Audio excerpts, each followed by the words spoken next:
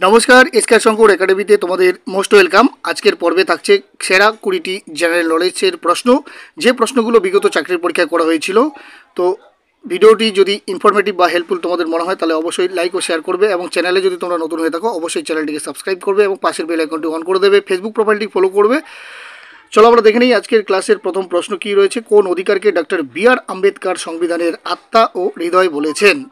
Option রয়েছে সাংবিধানিক প্রতিবিধানের অধিকার, সাম্যের অধিকার, স্বাধীনতার অধিকার, না শোষণের বিরুদ্ধে অধিকার। তো এই প্রশ্নের সঠিক উত্তরটি হবে সাংবিধানিক প্রতিবিধানের অধিকার।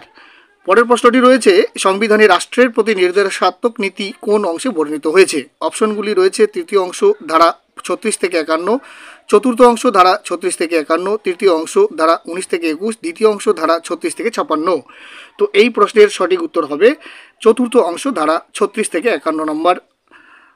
অপশন নম্বর বি হলো সঠিক উত্তর। পরের প্রশ্নটি কী বলা রয়েছে? ভারতীয় সংবিধানের কোন অংশে নাগরিকের প্রকৃতি ও সংজ্ঞা নিরূপণের বর্ণনা রয়েছে? চতুর্থ অংশ, তৃতীয় অংশ, দ্বিতীয় অংশ, প্রথম অংশ। এই চারটি অপশনের মধ্যে এখানে সঠিক উত্তর কোনটি? সঠিক উত্তর হয়ে যাবে অপশন নম্বর সি, দ্বিতীয় অংশ ধারা 5 থেকে 11 নম্বর। পরের প্রশ্নটি কী রয়েছে? সংবিধানের কোন ধারায় সমতার অধিকার ঘোষণা করা হয়েছে? অপশন 18 থেকে 22, 14 থেকে 18, 20 থেকে 25, না 30 থেকে 35। তো সঠিক উত্তর 14 থেকে 18 নম্বর ধারা, অপশন নম্বর বি। পরের প্রশ্ন, আইনের দৃষ্টিতে সবাই সমান কোন ধারায় বলা হয়েছে? 14 নম্বর ধারা, 12 নম্বর, 18 নম্বর, না 15 নম্বর ধারা? তো আইনের দৃষ্টিতে সবাই সমান যে ধারায় বলা রয়েছে 14 নম্বর ধারায়, অপশন নম্বর এ। পরের প্রশ্নটি, অস্পৃশ্যতা দূরীকরণ কোন ধারায় বর্ণিত? 12 নম্বর, 16 নম্বর, 17 নম্বর, না 21 নম্বর ধারা? তো এই প্রশ্নের সঠিক উত্তরটি হবে অপশন নম্বর সি, 17 নম্বর ধারায়। পরের প্রশ্নটি হলো স্বাধীনতার অধিকার কোন ধারায় বর্ণিত হয়েছে? 13 নম্বর ধারা, 16 নম্বর, 18 নম্বর, না 19 নম্বর ধারা? তো স্বাধীনতার অধিকার যে ধারায় বর্ণিত 19 নম্বর ধারায়, অপশন নম্বর ডি। পরের প্রশ্নটি হলো সংস্কৃতি ও শিক্ষার অধিকার সংবিধানের কোন ধারায় ঘোষণা করা হয়েছে? 31 থেকে 32, 23 থেকে 24, 29 থেকে 30, 32 থেকে 35। তো সঠিক উত্তর কোনটি? সঠিক উত্তর হবে 29 থেকে 30 নম্বর ধারা, অপশন নম্বর সি। পরের প্রশ্নটি হলো শোষণের বিরুদ্ধে অধিকার কোন ধারায় বর্ণিত হয়েছে? 23, 24, 31, 32, 29, 30, 32 থেকে 35। তো সঠিক উত্তর 23 থেকে 24 নম্বর ধারা, অপশন নম্বর এ। নির্বাচন কমিশনের নিয়োগ ও যোগ্যতা নির্ধারণ সংবিধানের কোন ধারায় বর্ণিত? 326, 324, 226, 224। তো সঠিক উত্তর অপশন নম্বর বি, 324 নম্বর ধারা।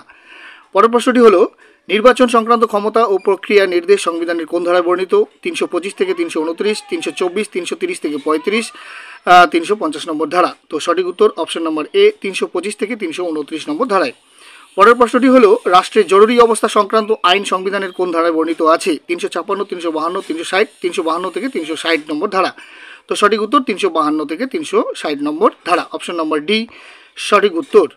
রাজ্য শাসন সংক্রান্ত অচল অবস্থার জন্য জরুরি অবস্থা ঘোষণা কোন বিধি অনুযায়ী হয়? 356, 360, 355, 358 নম্বর ধারা। তো এই প্রশ্নের সঠিক উত্তর হবে 356 নম্বর ধারা, অপশন নম্বর এ।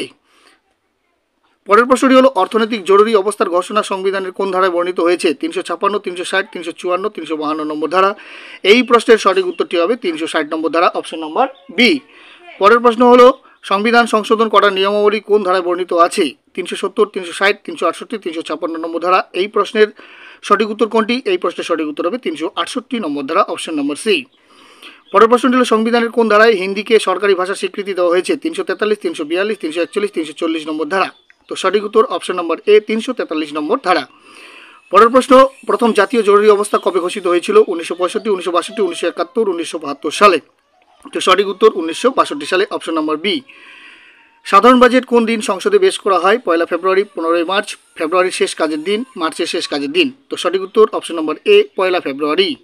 পরের প্রশ্নটি হলো উপরাষ্ট্রপতির বয়স ন্যূনতম কত বছর হতে হবে? 50 বছর, 35 বছর, 30 বছর, 25 বছর। তো সঠিক উত্তর 35 বছর, অপশন নম্বর বি।